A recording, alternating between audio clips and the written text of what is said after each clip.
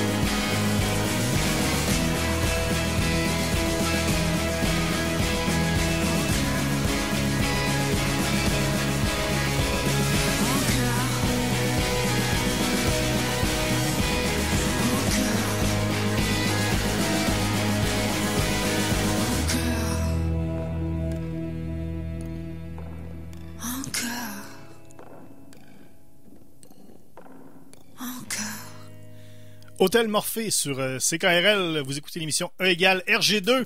On cherche Tintin. On le cherche Ouais, fortement. On cherche Tintin dans la BD. C'est à la recherche du temps perdu. C'est E égale RG2. C'est la 4e saison, premier épisode. Toute l'équipe est là. Oui, mais ça, c'est rare. Je pense Oui. que c'est jamais arrivé tellement qu'on n'a pas assez de place. C'est tellement rare, c'est rare comme faire 2 fois le même concept dans 2 saisons différentes. C'est aussi rare. Pour ceux qui ont déjà écouté E égale RG2, vous posez sûrement quelques questions sur une des légendes, si vous voulez, de l'émission, qui est notre goniomètre. Ben oui.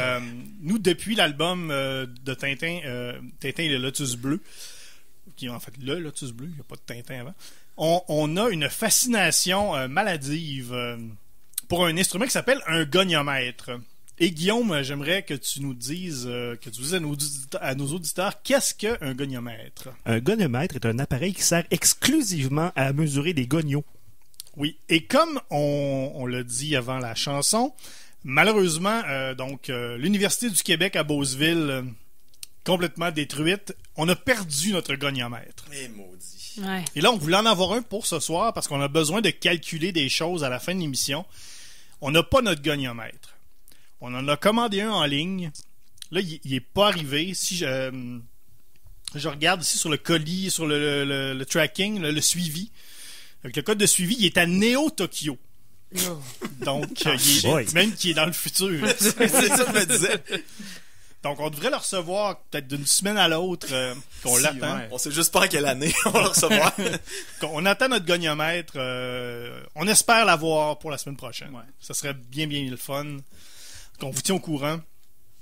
Suivez-nous pour de plus amples détails sur qu'est-ce qui arrive avec notre goniomètre. Et également, vous savez sans aucun doute que faire une émission comme égale RG2, ça se fait pas sans l'appui de commanditaires, surtout que nos bureaux n'existent plus. Ouais. Il faut tout Ouais, c'est reconstruire. Donc, c'est très important. Et c'est ce qui m'amène à vous dire que E égale RG2 est une présentation de Rastapo Pull-Ups depuis plus de 40 ans. Le spécialiste en culottes d'entraînement pour les enfants méchants. Votre plus jeune a un esprit maléfique plus développé que sa vessie. Ce n'est pas parce que votre bambin trempe dans le crime qu'il doit tremper son pyjama. En cas de petit accident, un motif de plan de prison apparaîtra dans la Rastapo Pull-Ups. Votre petit bandit apprendra vite comment agir pour ne pas que son plan tombe à l'eau. Avec des motifs comme les têtes de mort, les signes de dollars et nos adorables petites bombes, votre machiavélique marmaille sera la coqueluche du service de garde comme du commissariat. Les culottes Rastapo Pull-Ups, parce que le crime ne paie pas et l'urine non plus. Merci Voilà. de Merci, nous Rastapo Pull-Ups. commanditer. Ça en vend-tu des affaires, hein? Oui. On peut les utiliser avec les célèbres contrebandés d'Alan Thompson. En collaboration. Ah bon, on les a mentionnés, ils vont peut-être nous commanditer un peu Peut-être, plus oui, tard. Ça serait Ouais, tellement jamais. le fun. Ça se pourrait. Alors voilà pour... on peut y aller donc avec le fantôme. On cherche Tintin dans le fantôme, qui est un des vieux comic strips, des plus vieux comic strips américains. Et Guillaume, qui est notre résumeur en chef, qu'est-ce que le fantôme? Le Fantôme, c'est une bande dessinée qui a été créée par Lee Falk, qui était aussi un écrivain, un metteur en scène et un producteur de théâtre. Également scénariste / dessinateur, qui a donc commencé la série, qui est parue pour la première fois le 17 février 1936 dans les journaux. Lee Falk s'est dit, bon, gars, ça va toffer une couple de semaines, puis je passerai à d'autres choses. Eh bien, il en a consacré le reste de sa vie jusqu'à sa mort en 1999. Et même dans les derniers jours avant sa mort, il était alité à l'hôpital. Il a arraché son masque oxygène pour dicter les derniers scénarios Oui, j'ai à vu sa ça, femme oui. Elisabeth. Alors, il a vraiment consacré sa vie à partir de 1936 au fantôme. Et il est décédé en 1999, mais la série continue encore à nos jours, à tous les jours dans les journaux en noir et blanc et le dimanche en couleur. Et en 1966, King Features Syndicate, c'est l'agence de presse qui distribue les bandes dessinées du fantôme dans les journaux, affirmait que la série était diffusée dans 583 journaux à travers le monde. C'est ça que tu allais dire pays. Une grosse année 66. C'est peut-être pas loin, parce qu'au sommet de sa popularité, elle était suivie quotidiennement par plus de 100 millions de lecteurs. Et c'est un monument de la bande dessinée qui a d'ailleurs été paru dans les comics américains. Il est apparu chez DC Comics en 1988 et 90. Et ironie du sort, chez Marvel en 1987 pour une mini-série de 4 épisodes qui était basée sur la série animée Defenders of the Earth, une série qui réunissait le Fantôme et Flash Gordon et Mandrake le magicien, qui était une autre création de Lee Falk. Le Fantôme, dans la pop culture, a aussi apparu dans un serial, comme une série de films, de 15 films en 1943, un téléfilm en 1961 qui a été le pilote d'une série qui aura jamais lieu, un légendaire long métrage en 1996 mettant en vedette nul autre que Billy Zane. Une série télé en Inde réalisée sous le nom de Betal Pachisi. J'embonne le nom, je m'excuse à nos auditeurs hindous. Il y a également eu 2 séries animées, Defenders of the Earth et Fantôme 2040, qui était le fantôme dans le futur. Il y a eu 4 jeux vidéo. Neo Tokyo, probablement avec notre gagnant-maître. Je pense que oui. 4 jeux vidéo, dont 2 basés sur les séries animées que je viens de mentionner, et une mini-série de 2 épisodes seulement diffusée sur le réseau Sci-Fi en 2010. Comme si c'était pas assez, il y a eu un mini-parc d'attractions dans un zoo suédois en 1986 et il a fermé en 2010. Mini comment? Petit, je sais pas. Plus petit qu'un zoo. OK. OK, pas petit, genre utilisable par des Lilliputiens. Là. Non. C'est Non. un zoo de taille normale, mais qui Avec tournait un un parc d'attractions. Fait que ça devait être un gros zoo. Un Dans zoo un, avec ouais. des gros os. Des gros os. Le parc avait des problèmes de Il y a un problème de glande. Bon, je suis tout en retard. Alors ça, c'est le fantôme dans l'histoire. Mais c'est qui le fantôme? Oui. Le fantôme peut être considéré comme le chaînon manquant entre Tarzan, qui a apparu en BD pour la première fois en 1929, et Batman, qui a apparu 10 ans plus tard, en 1939. Donc, c'est un dude qui se promène dans la jungle, mais en wetsuit avec un masque qui lui donne des yeux blancs. C'est d'ailleurs le premier personnage de bande dessinée à avoir cette caractéristique pour ceux qui notent les statistiques. Et pour les criminels, le fantôme, c'est un justicier immortel qui combat le mal à grands coups de poing et à grands coups de feu dans la jungle de Bengala, qui est un pays d'Inde qui a mystérieusement disparu pour réapparaître en Afrique dans les années 60, probablement pour un meilleur loyer. Mais c'est vrai que le fantôme a vraiment la médiane de vêtements entre Tarzan et Batman. Oui. Hein. C'est exact à 50 là, c'est kiff. Il avait juste pas compris comment se fondre dans son décor. Ce que Batman a mieux compris, lui. Oui. Pour les criminels, c'est un immortel, mais en vrai, le fantôme s'appelle Kit Walker. C'est le 20e descendant d'un dude qui s'est ramassé dans un naufrage en 1536 à cause d'une gang de pirates. On s'entend-tu que quand tu t'appelles Kit Walker, t'es pas immortel? Là? Ouais. non, c'est ça. T'es soit naufragé, soit tu joues pour les expos. Oui. C'est un peu la même chose. Alors, il s'est fait sauver par des pygmées. Il a trouvé le cadavre du chef des pirates sur une plage. Il a arraché la tête et il a juré sur son Seigneur. décapitat de dévouer sa vie et celle de toute sa descendance à combattre la piraterie, l'avidité, la cruauté et l'injustice sous toutes ses formes. Ça, mes amis, c'est métal. C'est des belles valeurs d'entreprise sur lesquelles baser une business, je trouve. C'était nécessaire d'enlever la tête du gars? Faut croire que Ouais. oui. On sait jamais ce qui se passe sous l'effet de l'émotion. Ça jure mieux. Donc, cet immortel, au lieu de revenir des morts, c'est plutôt Fantôme Junior qui endosse le lycra ancestral pour affronter les vilains à son tour. Le signe distinctif du fantôme qui terrorise le vaurien en tout genre, c'est la bague à sa main droite qui laisse une empreinte de tête de mort sur la face des gens qui fessent. C'est vraiment métal. Il y a aussi une bague à sa main gauche qui laisse un autre symbole plus soft sur les gens smart qui croisent sur son chemin. C'est très moins métal.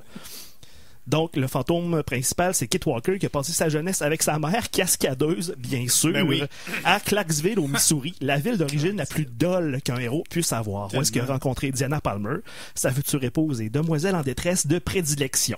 Il aurait pu avoir n'importe quelle carrière parce que c'était un athlète parfait, bien sûr. Il a assommé un champion boxeur comme un vulgaire bringouin, mais malheureusement, après avoir appris que son père souffrait d'un mal incurable, celui de s'être fait stabber dans un organe vital, il est retourné dans la jungle, reprendre le flambeau, et nous en sommes rendus là, mes amis. Quand même, hein, c'est pas banal tout ça. Hein. Il y a de la viande dans ce os-là. Et là, on parlait tout à l'heure de sa fameuse bague, là, donc la bague que vous avez sûrement déjà vue, c'est dans sur le post, sur l'affiche du film Le Fantôme. Ou sur la face d'un méchant. Oui. Eh bien, nous, François Jean, qui est un membre de l'équipe depuis la première saison. Toi, à l'époque, François Jean, Oui. ta spécialité dans la première saison de Égal RG2, C'était tester sur des Tintins. Ouais. Absolument. Donc, à chaque semaine, tu prenais un élément des albums de Tintin et tu le testais. Et Dieu sait que dans les albums de Tintin, il y a des choses qui se peuvent pas. C'est tout à fait vrai. Et là, toi, t'as essayé ça, la bague, d'imprimer donc ton insigne dans le visage des gens avec une bague. C'est vrai. Ce qui s'est passé, c'est qu'on s'est fait une bague à base de pommes de terre découpées en forme de petits moules. Oui. Ce qui est un bricolage assez fréquent. Et faut comprendre que la bague est comme trempée dans un encre indélébile, si je comprends bien, qui laisse une marque dans le visage des méchants. Et Alex Drouin a bien voulu se prêter au jeu, donc pendant 1h15, j'y ai donné des coups de poing d'en face avec la bague faite en pomme de terre qui s'est désagrégée dès le deuxième coup de poing. Mais n'écoutant que mon bon sens scientifique, j'ai continué à le slugger et ça n'a rien fait. Alex c'est juste été très endolori par l'expérience et plein de bosses. Mais non, la bague ne peut pas laisser une empreinte aussi nette que celle qu'on voit dans la bande dessinée. J'infirme la théorie, ça ne peut pas fonctionner. Et j'ai une poursuite judiciaire aux fesses depuis ce temps-là. Voilà. Ben oui, hein, Alex, t'es complètement couvert d'amidon. Non, mais c'est correct quand même. Je me mets un peu d'iode, puis ça va passer. Donc, écoute, premier épisode, puis on a déjà premier mythe déboulonné. Oui. C'est une BD n'attend pas l'autre de déboulonnage. Donc voilà, on va tous un peu parler donc de notre expérience de lecture du fantôme. Et là, on voulait un peu revenir à la base de tous lire un peu la même chose, comme un peu à la première saison de Égal RG2. Sauf que là, c'est un peu difficile, étant donné l'inondation et l'incendie. On a juste récupéré un intégral qui est le volume 1, mais on n'a pas pu tous le lire pour toutes sortes de raisons. Donc on a trouvé un peu toutes sortes d'affaires un peu sur Internet. Oui, parce que tout est disponible sur Internet. Et parce que ça continue, là. Oui, il y en a encore. D'ailleurs, l'épisode d'aujourd'hui, il y a quelqu'un qui revient que le fantôme pensait qu'il était mort. Mais j'en sais pas plus. Là. Il fait juste donner un gros coup de poing dans la face. Ouais, en plus. J'ai lu ça un matin, puis j'en sais pas Aucune plus. trace n'est laissée d'ailleurs, ce qui confirme l'expérience de François. OK, donc, qu'est-ce qu'on en pense? Le fantôme, quelqu'un veut se lancer? Ben, à la base, même avec la description de Guillaume, on dirait un mélange entre le Green Lantern puis Black Panther, c'est-à-dire le grand descendant dans la jungle qui est toujours le même personnage, puis une bague qui lui sert de... Ben, ça lui donne même pas de pouvoir tant que ça, finalement. Non. Mais il y a une bague. C'est comme Zorro. Ben, Zorro, ouais, il faisait son signe. Dans... Il est marié à sa mission, mais c'est vrai que l'intégrale qu'on a lu fait quand même bien partie de son temps, là. Les demoiselles sont en détresse pas mal, puis le fantôme embrasse sans consentement. On va le dire comme ça. Ça passerait plus aujourd'hui, là. C'est un peu de valeur, parce que sur l'intégrale qu'on a lu, nous, on a choisi le fantôme parce que ça se passe dans la jungle. On va faire un parallèle avec Tintin au Congo, alors jungle, Afrique et ainsi de suite. Sauf que là, les trois histoires, ça se passe avec le fantôme qui traîne dans les États-Unis. Fait que ça, c'est de valeur. À Clarksville, On peut le récupérer avec Tintin en Amérique, là. Parce qu'il y a quand même floppé de gangsters dans le fantôme. Comme Tintin en Amérique, d'ailleurs. Mais c'était un peu le même principe justement que Tintin à l'époque. C'est que, bon, Tintin, je pense que c'était à chaque semaine, mais là, le fantôme, là, c'est à chaque jour. Il fallait qu'il produise ses 3-4 cases à chaque jour. Et c'est pour ça qu'il y a la narration à toutes les 4 cases, justement, pour récapituler ce qui s'était passé la journée d'avant. Fait que lire ça, c'est un peu aride, parce que à tout bout de champ, on a le récapitulatif de ce qui vient de se passer 4 cases avant. Oui, parce que la manière, quand on lit, d'ailleurs, c'est les intégrales que nous avons lues, au pluriel. On dirait que on fait pas confiance au dessinateur. Je vais le dessiner je vais le dire pour être sûr qu'on comprend bien son dessin. Ou tout simplement, il y a une case où on dirait que il y a une espèce de bataille, mais qui se passe pas. On l'a juste écrit en 2 cases. Donc, comme ça, on n'a pas besoin de faire un audacieux coup de main. C'est ce qui est écrit. Comme dans Game of Thrones, quand il n'y avait pas de budget pour faire les batailles au début. Puis là, ils montraient juste comme la fin de la bataille. T'avais comme 3-4 soldats à terre. Mais tu sais, ils font dans l'économie, hein. C'est comme t'as 3-4 cases par jour pour expliquer l'histoire, là. D'ailleurs, fin intéressante, c'est l'origin story que Guillaume nous a parlé, là, la jungle, puis le pirate, puis Évangile. Tout ça se passe en une strip de 3 cases, là. On comprend l'origine, la piraterie, les cannibales, puis tout ça, là. On a compris ça en 3 cases. C'est tellement condensé que la strip en question pèse 8 kilos. même au-delà de ça, moi je trouve, en fait, la genèse, puis je me questionne à savoir si c'est un peu le même problème que M. Falk a vécu comme RG. Tu sais, Guillaume, tu disais tantôt, il a créé ça en pensant que ça allait pas marcher, puis finalement c'est devenu un gros hit, puis il a été pogné avec ça jusqu'à son dernier souffle, mais je sais pas s'il était aussi déçu qu'RG, maintenant d'être pogné avec Tintin tout le temps, puis de pas avoir fait d'autres grandes œuvres. Mais il faisait pas je pense qu'il faisait Mandrake aussi. Ouais, Mandrake le magicien. Ben, RG a fait Quick et Fluke aussi, hein. Oui, c'est vrai. Tiens, faut juste le rappeler. Josette et Joko. En tout cas, il devait être content de ne pas y avoir fait un espèce de design compliqué à faire tout le temps. J'aurais pas dû faire un panache à mon héros. Dans le fond, pour la question, est-ce que le fantôme, c'est Tintin? Moi, j'ai dressé une liste point pour, point contre. OK, vas-y. Alors, point pour, parce que le fantôme, il y a un chien, il s'appelle Satan. C'est plus métal que Milou. Là. Le fantôme à date, c'est Tintin métal. Il y a une moralité sans faille, bien sûr. Il y a un homme droit qui aime pas les méchants. C'est un combattant invincible. Souvent, un seul coup de poing suffit, comme Tintin. Il est invincible, sauf pour un objet très précis qui peut terrasser le fantôme parce que oui, dans l'intégrale du fantôme, le fantôme se fait ramasser par, j'ai la chair de poule en disant ça, une matraque. Ben voyons donc, une matraque molle. Une matraque molle. Une vraie matraque molle. Une matraque dont la mollesse ne laisse aucun doute. Parce que là, il faut revenir là-dessus. Là. Vous voyez, là, on a beaucoup trop, on est beaucoup trop content d'entendre parler de matraque molle. C'est qu'à l'époque, Guillaume avait, dans la première saison de Égal RG2, Guillaume nous avait élaboré une théorie selon laquelle la seule chose qui pouvait briser Tintin, c'était un coup de matraque molle. Pour se rendre compte à la lecture des albums qu'il n'y avait pas vraiment de matraque molle nulle part dans les albums de Tintin, que c'était une lubie de l'esprit tordu de Guillaume. Mais pourtant, tous les gens à qui je parlais de Tintin disaient, ben oui, la matraque molle, c'est sûr, mais il n'y en a pas dans les Tintins. Mais là, mais de plus en plus, on trouve des matraques molles un peu partout. Là, donc, on a été plus... on a une acuité envers la matraque molle. Belle sensibilité. Oui, une sensibilité. Mais donc, dans le fantôme, ben oui, la matraque molle revient.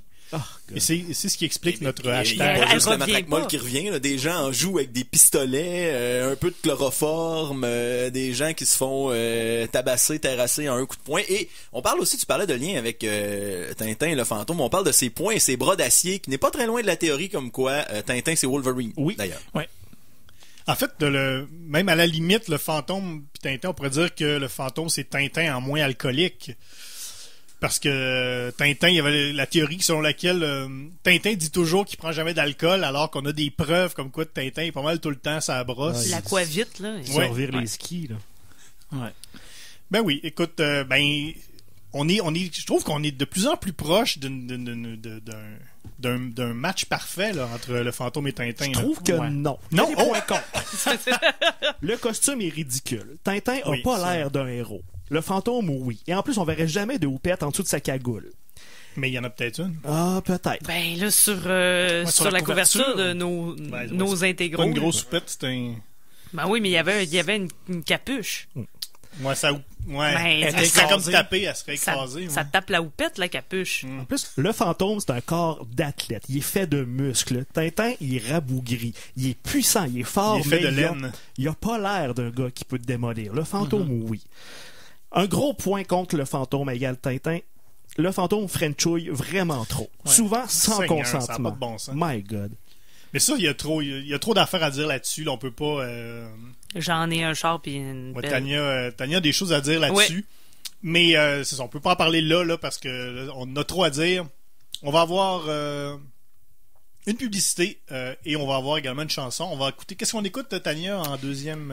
Ça va être Tegan and Sarah, qui ont une pièce qui s'appelle Walking with a Ghost. Comme le fantôme qui est le ghost that walks. Ouais, l'ombre qui marche. Tout est dans tout, mais surtout dans Tegan and Sarah. Alors, une pause et on vous revient avec d'autres discussions sur le fantôme. Avertissement. Cette émission est déconseillée aux personnes âgées de plus de 77 ans. Le jugement des parents est conseillé.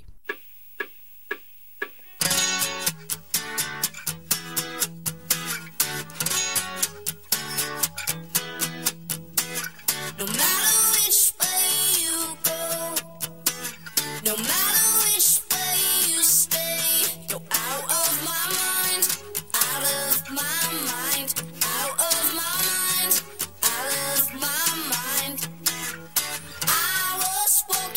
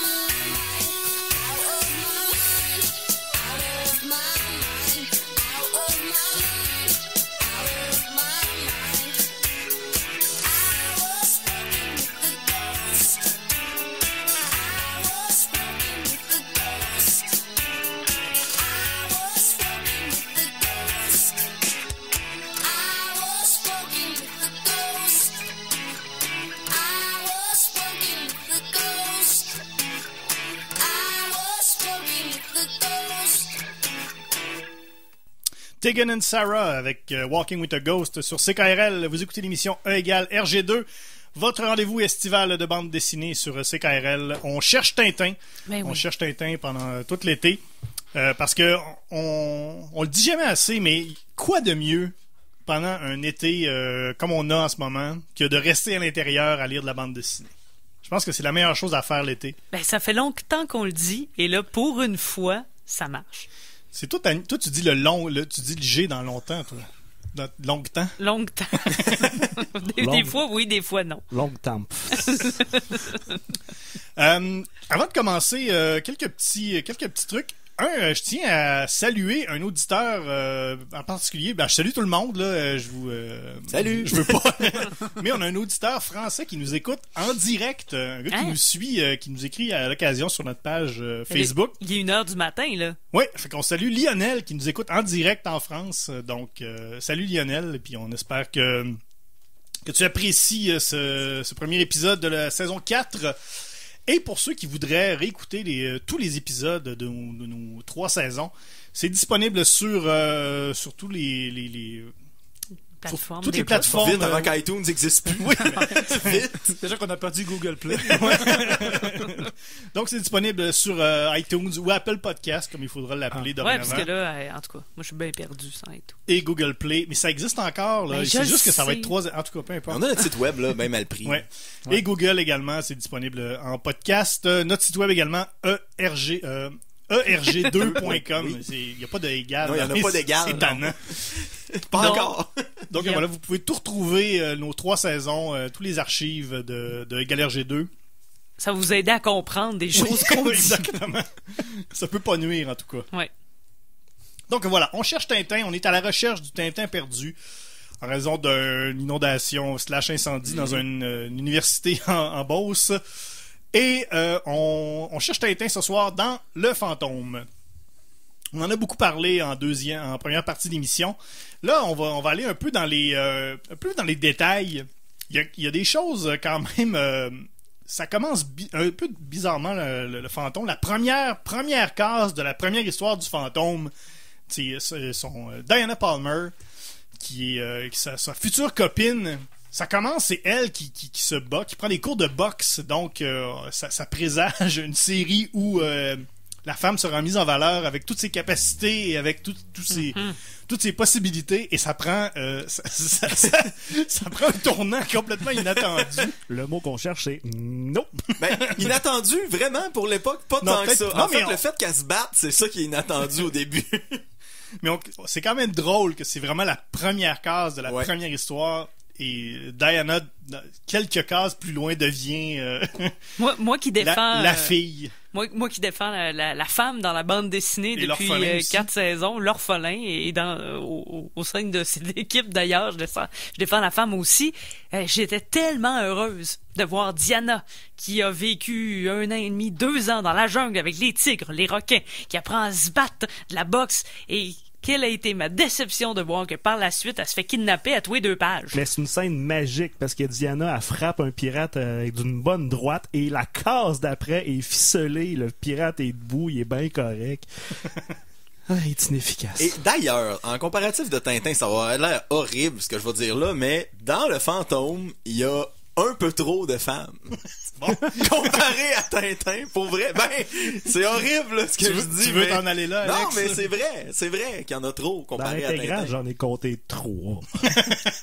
Il y en a 2 trop. Il y en a trop, il y en a 2 trop. Une des 3, on va dire les vraies affaires. Avoir un prénom. Ouais. Elle s'appelle Joséphine, c'est tout ce qu'on a besoin de savoir sur elle. Mais c'est drôle parce que on dirait qu'elle tombe en amour avec le fantôme, mais pas nécessairement. C'est juste lui qui s'intègre à sa bouche.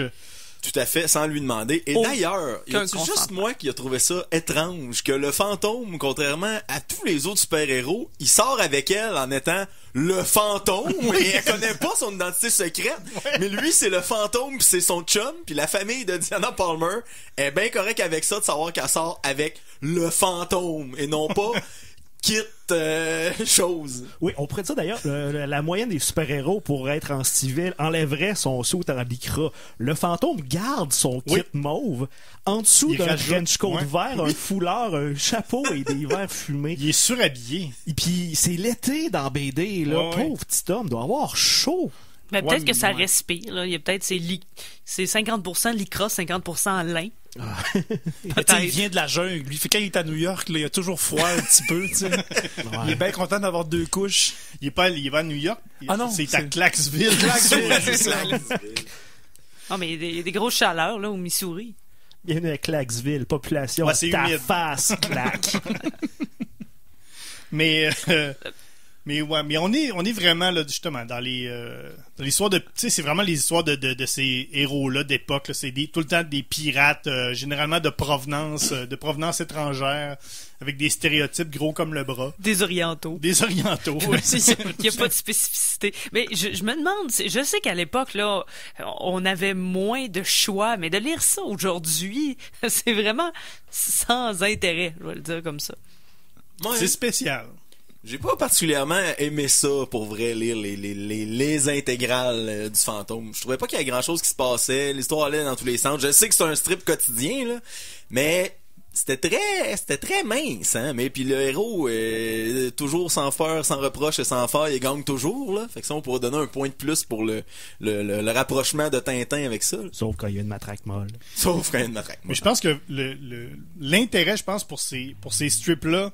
Puis pour les recueils, je pense qu'il faut que tu aies 9 ou 10 ans à l'époque où tu sais, faut que tu aies lu ça à 9 ou 10 ans au moment où c'est paru dans le journal que tu lisais en mangeant tes céréales le matin. T'sais. Ça veut dire qu'aujourd'hui, il faut que tu ailles 70. Comme, mettons, moi, là, si j'avais lu ça en 1980, les strips de 1980, j'aurais aimé ça. T'sais, comme, mettons, mon père qui a lu ça quand il y avait cet âge-là, les strips de cette année-là.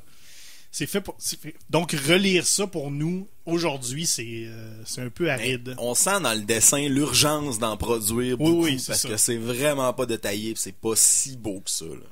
Ben, ça va et ça vient, là. Ouais, c'est variable. Il y a des bandes dessinées il y a des beaux traits, des natures, faire de la texture. Il y en a d'autres que c'est vraiment couleur en aplat, débarrassé. C'est comme si ça fait vraiment coin de table. Et Diana, qui en cours de route d'une histoire à l'autre, change de cheveux du blond au bleu. Oh, mais ça, c'est pas... Encore aujourd'hui, là... Les femmes font ça, c'est ça que tu veux dire? Oui, c'est ça, mais c'est pas un reproche. Mais non, j'ai compris. Une femme a pas le droit de se teindre les cheveux, Tania Beaumont. T'as eu ta phase un peu orangée, toi. On n'a pas fait de cas, là, on n'a pas fait comme Tania. Ça a duré le temps de 2-3 strips, c'est tout. C'est ça. Mais il y a aussi, dans les intégrales qu'on a lues, il y a quand même la traduction est un peu étrange. On voit que ça n'a pas été fait avec beaucoup de soin, beaucoup d'amour. Sur le même coin de table que les dessins. Oui. Mais d'ailleurs, il y a une phrase, un dicton qui n'existe pas. J'ai jamais entendu ça de ma vie. Je vais essayer de le retrouver. En fait, c'est vraiment un prétexte vraiment de boîte. C'est l'histoire de Diana et les requins, où Diana Palmer va traverser, la première femme à traverser le canal, peu importe c'est quoi, c'est juste, elle va traverser le canal à la nage, là, qui est probablement moins large que le lac Saint-Jean, donc il n'y a rien d'impressionnant. Télé-Québec? Radio-Can? Moi, dans ma tête, un canal, c'est comme pour passer entre 2 continents, puis au Missouri, de souvenirs, c'est pas une jonction entre 2 continents. Et là, il y a un méchant gangster qui s'appelle Dado, qui est vraiment un mauvais nom. Peut-être qu'il faut le dire Dadou. Lui, il veut pas que Diana traverse le canal. OK, il est contre ça. Et Diana a son oncle Dave. Et là, il veut essayer d'arnaquer l'oncle Dave en disant... Rien n'est plus facile à tromper qu'un homme qui aime sa nièce. Mais qui dit ça? À part Dado? Ça se peut pas. Tu sais, comme tu peux... Tu sais, un homme qui aime sa femme, ou qui aime sa fille, qui aime son fils, qui aime son frère, sa mère... Moins facile à tromper. C'est très difficile à tromper. Un homme qui aime sa nièce, là, tu peux y faire ce que tu veux. Quel grand dadais, ce Dado. Oui. Le dadais de bandit d'ado. Et le pauvre oncle Dave qui embarque là-dedans. Eh oui. Pour une histoire de... tu sais, c'est une histoire de natation, là. C'est vraiment une histoire de gangster puis de natation. Et il parie pas 5 piastres, 20 piastres, 100 000 100 000! Ouais, c'est Qui a 100 000 à parier sur sa nièce? Ben, En justement, 1960. ben, l'oncle Dave, justement, il se rend compte après qu'il a parié qu'il a vraiment fait une erreur, là. Ben, il se trouvait épais Ben oui, en sortant. il était pas certain. Et d'ailleurs, un peu plus tard, le C'est Dado... ta nièce, tu sais. Dado dit qu'il a parié seulement 1 000 Je sais Contre pas. 100 000, ce qui est absolument incroyable. Pauvre C'est un Dave. très mauvais pari. Hey, Dave contre Dado. Tu sais, il aime sa nièce, là. Une chance qu'il n'y en a Ouais. rien qu'une, de un. Ouais. Puis c'est quoi cet amour-là inconditionnel pour sa nièce? Puis pourquoi, dans ces années-là, il n'y a jamais personne qui avait de parents? C'est vrai. Tout le C'est monde vrai. avait juste des oncles. C'est très vrai. C'est pas la première fois que t'en parles, me semble. Ça se peut, mais c'est parce que c'est vrai. Mais il y a sa mère, là. Diana a sa mère quand même, là. Je sais pas, as-tu sa mère? Ben, Elle est mourante, c'est ben peut-être. oui. Oui, c'est C'est dommage. Ah, Seigneur, ben oui, sa mère mourante. Et Elle va la... Ouais. Et mourante quand ça donne. Là. Oui. Parce que Diana va la voir, puis elle est plus mourante. Elle est mourante, pis elle a l'air bête, on va se le dire. D'ailleurs, Dans le fond, c'est juste une excuse pour qu'elle se pointe à la maison. Là. Ouais. Ah, viens donc viens chez voir. nous, je meurs. OK. Tchouk, tchouk, tchouk. Hey, t'es pas morte? Non. M'en viens. Ouais, et d'ailleurs, dans cette histoire-là, ça, c'est l'autre histoire avec le Colosse masqué, qui est vraiment un personnage épouvantable. Le Colosse masqué qui dit à tout le monde qu'il est le Colosse masqué. Ça donne quoi d'être... enfin, Mais il est tanné, il veut de la reconnaissance. oui, je sais bien, mais... Ben là, ça se peut. Et là, le fantôme qui prend la place du Colosse masqué et qui va donner tout son argent à un hôpital pour enfants, pas juste pour enfants paralytiques, dans lequel il y a des enfants qui sont pas paralysés parce qu'ils sont debout et ils n'ont aucun Sur des problème. béquilles. Ouais. Ouais. Et dans cette histoire-là, plus ça va, puis plus le fantôme fait de combats, plus l'hôpital se dégrade. C'est quand même très drôle. Puis là, il y a son gérant de boxeur qui dit voyons, tu fais ça pour les enfants, c'est vraiment n'importe quoi. Puis là, t'as le fantôme qui sort toujours de quelque part, de nulle part. Un enfant paralytique, Ouais. hey, je fais ça pour ça. Puis comme t'as le gars qui fait quoi. Oui, parce que le gérant de boxe est à la ligne mince d'être un peu véreux, mais il l'est pas finalement. Ouais, parce qu'il se fait c'est toujours ça. convaincre par un enfant malade. Ah non, en fait, c'est plus qu'à chaque fois que le fantôme fait un combat, il y a un bout d'hôpital qui est Oui, réparé. qui est construit. C'est comme, ah là, on a fait un mur. Là, on a fait ça, on a installé ça. Puis là, plus le fantôme fait de combat, puis là, plus l'hôpital est reconstruit. C'est très drôle. Tu parlais, Guillaume, de la faculté qu'a le fantôme à apparaître et disparaître là, n'importe quand. Là. C'est quand même assez remarquable dans la première histoire qu'on a lue dans l'intégrale. Là. Quand le fantôme arrive pour sauver Diana là, sur le bateau, là, il fait juste sortir de l'eau. Puis là, il embarque sur le bateau pour aller sauver Diana. Quand il aller sauver, ben, il rentre dans l'eau. Tu sais, il dit salut Diana, puis il va replonger, puis il est reparti. Il prend un très gros respire, il saute dans l'eau, puis on ne le revoit plus jamais. Parce que, moi, il y a toutes sortes d'affaires. Hein. D'ailleurs, c'est pas dans l'intégrale, c'est la suite. Je suis allé voir sur Internet. Dans la suite de la première histoire là, qu'on a lue dans l'intégrale, Diana se fait emporter dans un vortex aquatique dans une base secrète sous un volcan, évidemment. Ben oui. Et dans un espèce de sous-marin, là, un sous-marin un style un peu steampunk. Et là, le fantôme, il va à la même place pour essayer d'embarquer dans le vortex, mais dans une chaloupe. Il est dans une chaloupe, puis il trouve pas le vortex. C'est pas le meilleur C'est moyen vraiment- de transport C'est vers un pas- vortex. t'sais, c'est quand même le fantôme, là. Tu sais, t'es supposé en jeter un peu, là. Mais non, t'es dans une chaloupe. Puis là, tu cherches un vortex. T'as l'air un peu tata. Mais juste une bouée avec un petit canard en avant, là, cherchant ce vil vortex. Fait que tu sais, comparé à Tintin, c'est un peu toujours vers les autres. Là. C'est comme plus les autour du fantôme qui est intéressant. Là, comme... Parce que même des fois, le Comparativement à- fantôme arrive tu sais, vers la fin de l'histoire, là. C'est ça. Le spot est peut-être moins sur le fantôme que Tintin. Les là. autres, ouais. Il n'y a pas non plus il y a pas beaucoup de personnages autour. Là. Il y a l'oncle Dave, il y a Diana. Ouais, Diana, la famille de Diana, c'est à peu près tout. Là. Dans les personnages récurrents. Et Satan, bien sûr. Satan, oui, le Satan. chien. Satan le chien. Quel nom horrible pour un En chien. anglais, c'est Devil. Satan. Son cheval s'appelle Héros. Héros. Oui, Héros Héros, et c'est vrai. Satan. Il y en a un qui aime plus que l'autre, hein? Mais il est très passif aussi, Satan. Hein? Ouais, un peu. Ouais. Sauf quand il jappe, quand il y a une dynamite dans l'auto. Ça, c'est pas pire.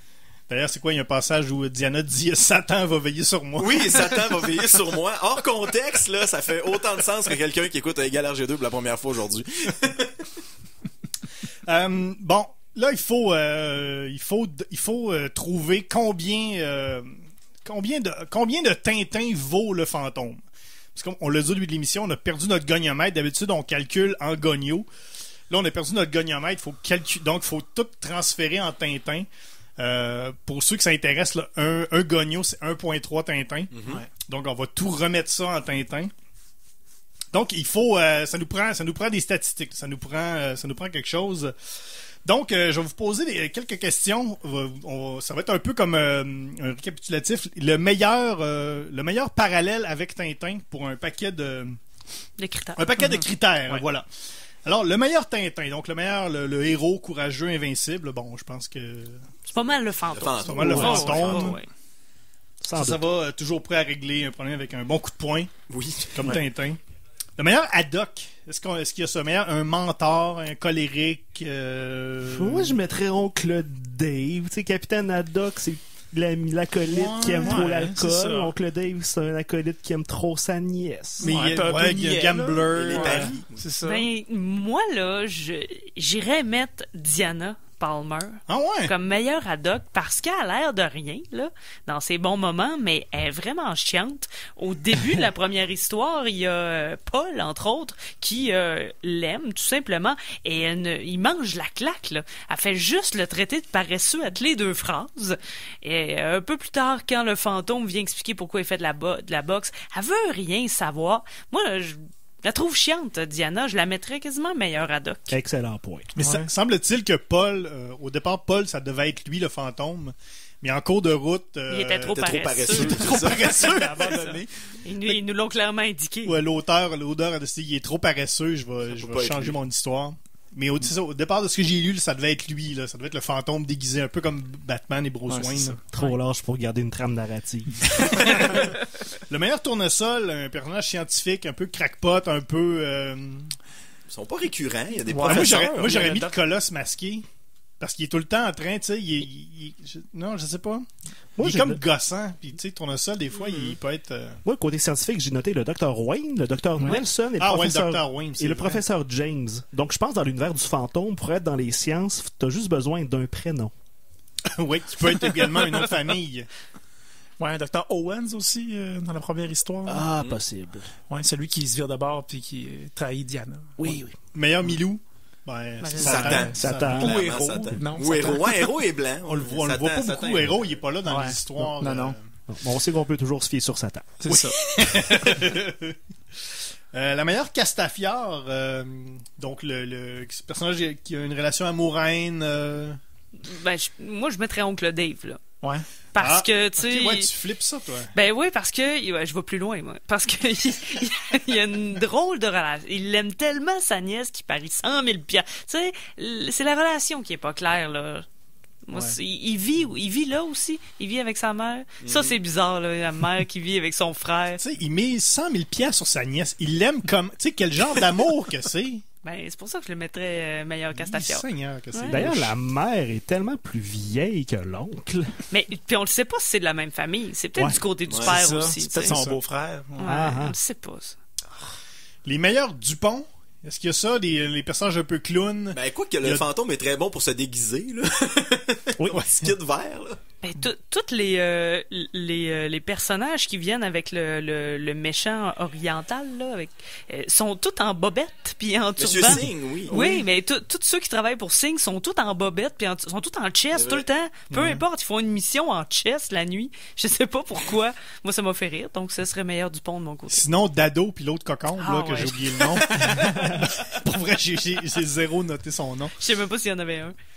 Moi, je mettrais Joe, le gérant du Colosse, parce qu'il est cupide, mais il est très facilement manipulable quand on secoue un enfant paralytique en dessous du nez. Ouais. D'ailleurs, pour revenir à Dado et l'autre tata, ils ont un bateau téléguidé, mais il est pas téléguidé par une petite manette, il est téléguidé par une espèce de grosse machine avec un levier. C'est épouvantable. Meilleur Rastapopoulos, meilleur méchant. Ben, je pense que c'est les signes et les Ouais, pirates ouais, dans les le pirates, lore ouais. du fantôme. Ouais, je pense que dans le backstory, ils ont tué une couple de fantômes dans le passé. Ben Ça oui, fait c'est longtemps que ça remonte leur affaire. Là. Ouais. Meilleur frère l'oiseau, est-ce qu'il y a des personnages un peu qui sont facilement des méchants, facilement défaits? Ben, c'est le colosse masqué. T'sais, c'est un champion boxeur qui se la pète et qui se la fait péter d'un coup de poing. Par un buveur de lait. Oui. Oui, en plus. Hein. Sale buveur de lait ou un truc de même. Quel prétexte poche pour un combat? Hey, tu bois du lait, moi, peut-être. Ouais. Puis Dado, le gangster qui Ouais, est c'est aussi vrai. réputé pour ses paris illégaux que pour les back vocals dans Stan de Eminem. Meilleur Irma, le personnage féminin qui mériterait un meilleur sort. Ouais. Joséphine, je crois, c'est ça le ça. nom de la Hein? dame au début, celle qui parle avec Diana de Ouais, Paul ouais, et de ouais, son. ouais. Ça paraît être Ouais, c'est légendaire. vrai. Espèce de meilleur ami. Là. La meilleure boucherie sans eau, est-ce qu'il y a un commerce? Ben, il y a le bar. Le bar où on achète. Honest Joe, c'est ça? Le bar où on... Oui, Honest Joe. Mais il y a le bar aussi où on achète des sandwichs et du lait. Et oui. Puis l'hôpital pour enfants Joseph Ah oui. Palmer, renommé plus tard hôpital pour enfants paralytiques. Paralytique. Le meilleur goniomètre, l'objet fétiche. Ben, la bathysphère. Moi, je pense la bathysphère dans la première histoire pour aller voir l'ambre. Oui, dont ben on oui, n'a pas parce que parlé. c'est des voleurs d'ambre gris pour faire des méchants parfumiers. Oui, c'est ça. Guillaume, qu'est-ce que ça fait, une bathysphère? Ça bâtisse. C'est tout ce que je voulais La savoir. baptisme les sphères. Et meilleur Michel, est-ce qu'il y a un personnage charismatique? Un beau personnage. Il y en a pas vraiment. Ben non, Moi, il y en a je dis, pas. ils sont toutes là. Je dis Kid Hercule. Ah, ok. Champion du monde, il a toffé 7 rounds contre le fantôme qui clenche tout le monde d'un coup de poing. Ouais, j'avoue, c'est vrai. C'est un homme. C'est un beau Michel. Là, ça me prend des statistiques. Combien de Tintins tu donnes? 7 Tintins. 7 Tintins, Olivier? Alors, moi, je dirais 10 Tintins.